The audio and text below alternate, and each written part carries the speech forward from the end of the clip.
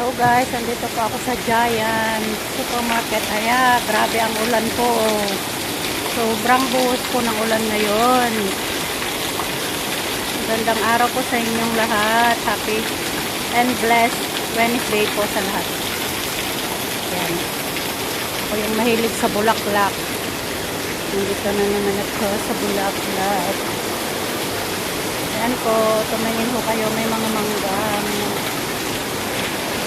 Bili po tayo sa loob ng ating kape. Ayan.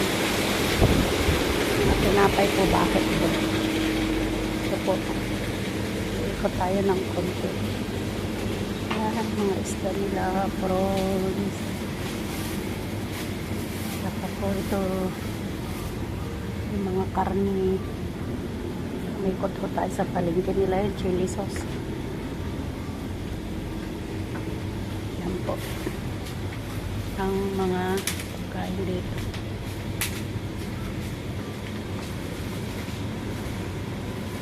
Meron din pala sila yung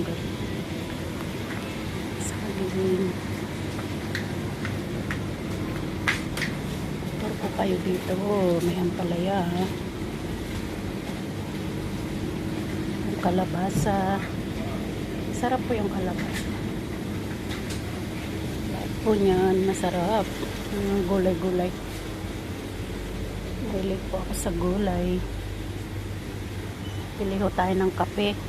Gusto ko yung hindi masyadong matamis kasi nagbabawas na po ako sa matamis. Yung pong hindi matamis. Ito po. Hindi na ito regular low fat. Ito po ang kape ko. Mura din pala dito yung kanilang yung gold coffee na nabili ko doon sa Balyod. Alam, mas mura pa. Ito 10 something. Ano to? Kili.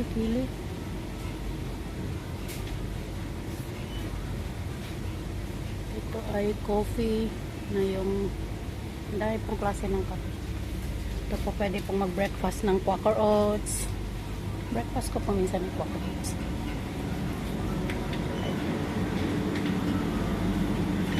Yan, hintayin po natin mag-sale ang kanilang Ferrero. Pero nagpadala na po ako ng kahon dito na may kids. Ito next time na lang po. Ferrero Rocher lovers.